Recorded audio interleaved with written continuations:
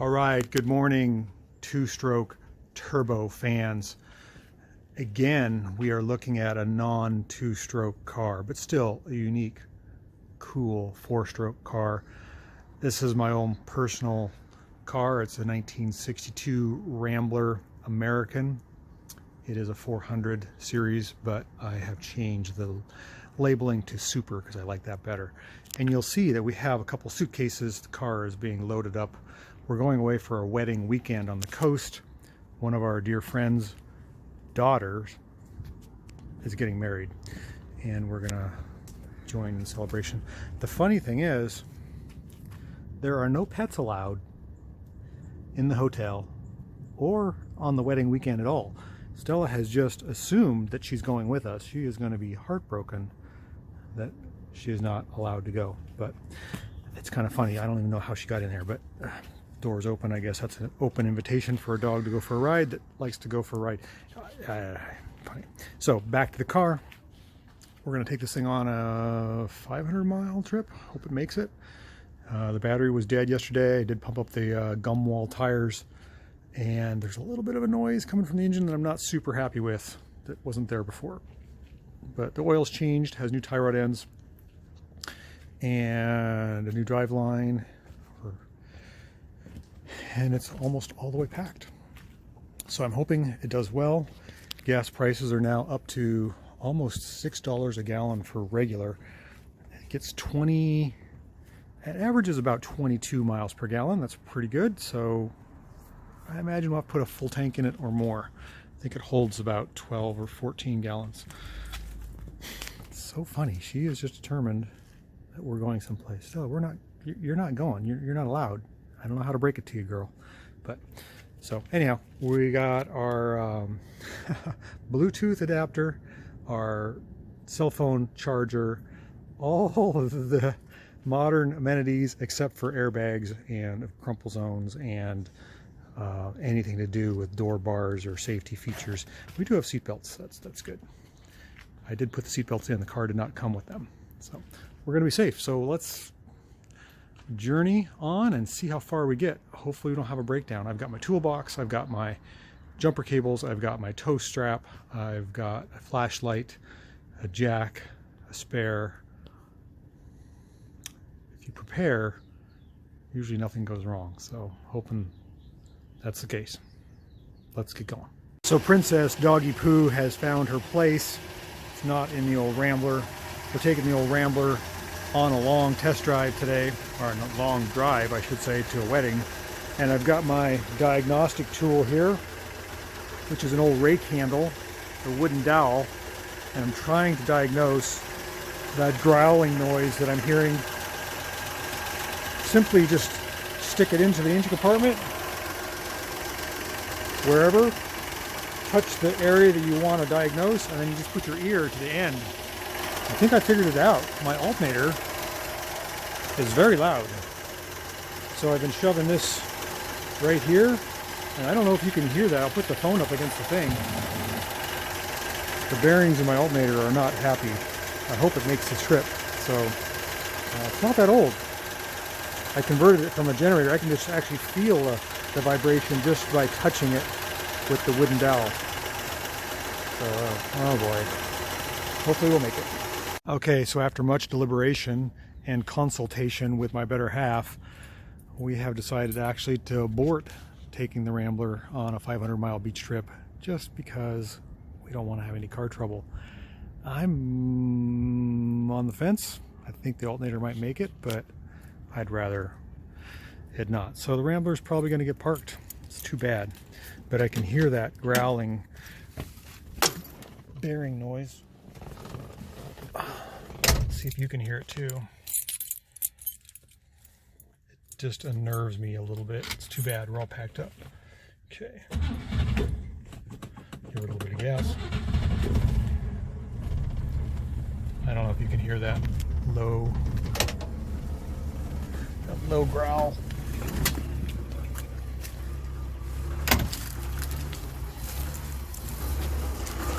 Can you hear that?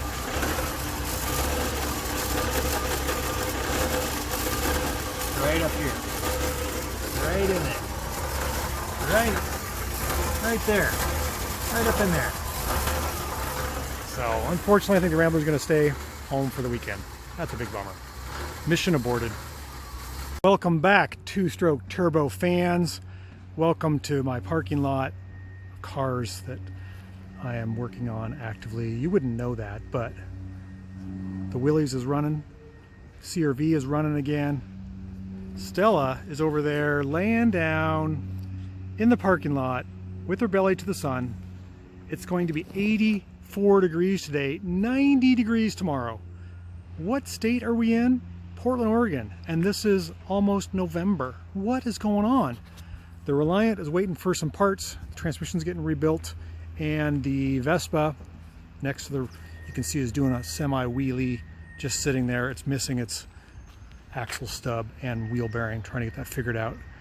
Got that at a machine shop. It's got to be bored. The wheel bearing exploded in the hub and damaged the hub. Didn't damage Stella. She don't care. The Singer over there is a perfect car for today. I wish I was out driving it, but I'm not.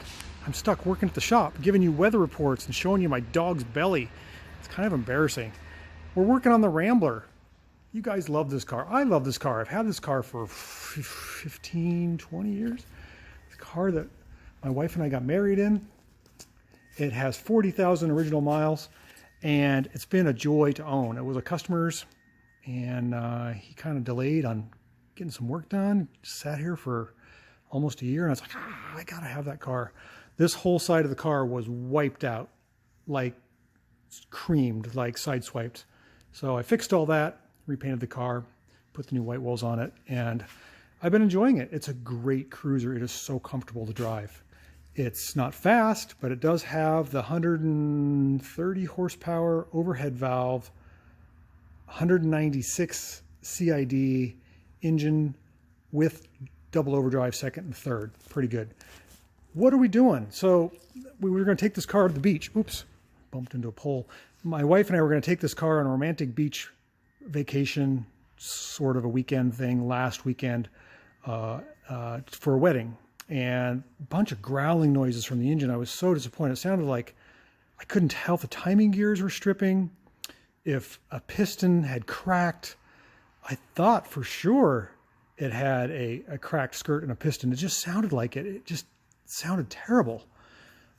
So I started poking around with a stethoscope and actually just a wooden dowel rod, and figured out my alternator was making a bunch of noise. I had converted this car from a generator, and I'm going to go through the succession here. This is the original generator off the car, externally regulated, and if you listen, it sounds like a box of rocks. And I took that off. It quit on me in Seattle. I drove home all the way from Seattle with no generator at all. Charged my battery at a friend's house and just hoped to make it 2 hours straight, no lights, nothing. Then 2 weekends ago, we were going to go to the beach, and this one-wire Chevrolet GM alternator started howling and making all kinds of racket. I don't hear it when I spin it, but I know that as soon as I took the alternator off, all the noises went away. And when I put my stethoscope on there, it just was a box of rocks. So, bring us to today. What do we have here? A mini frame. This is like a Denso, called Nippon Denso or Denso, derived from tractors, I think. Kubota's had these on them. They're really small, compact.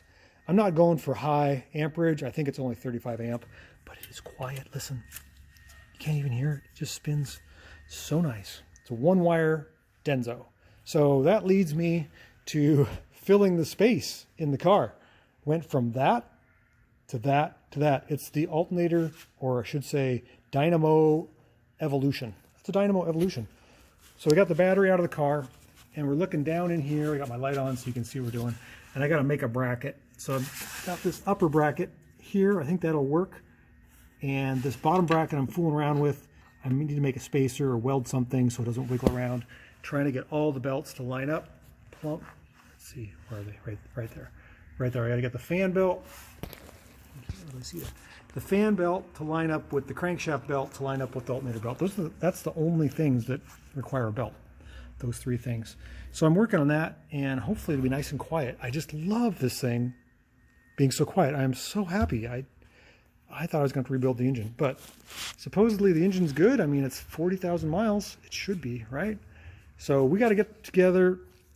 We got to get making some brackets so we can get that thing on there, and we'll do a little test and see how it performs. I think it's going to be fine. Okay, so we're working on our old Rambler here. We're down in the hole. I had to take the radiator hose out. My alternator doesn't quite, the belt doesn't quite line up straight with the brackets that I have. The belt's like cocked over a little bit like this. So I have to flip this bracket around so that the mounting tab is over here. And same thing with my bracket that I made. I've got to grind that down so to get the alternator closer to the front. And then I think I'm going to have to flip the radiator hose around so we have clearance. So kind of more involved than I thought, but I'm pretty sure that the light will work. I've got the wiring correct for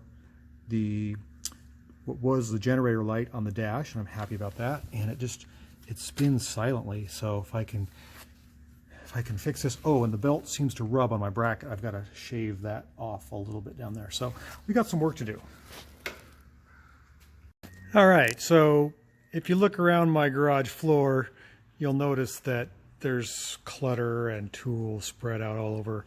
It's always when one of these jobs gets out of hand that you see tools and your mechanic might be frustrated.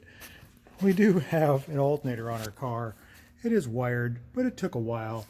Finally got the right bracketry that I needed. No interference with the belt, able to tighten the belt, and then able to run the wires the way I want and not interfere with the coolant hoses. So I had to try a couple different belts, try a couple different coolant hoses, try about 5 different versions of bracketry, did get the wiring correct, and then it took way longer than I thought. This type of thing always seems to do that.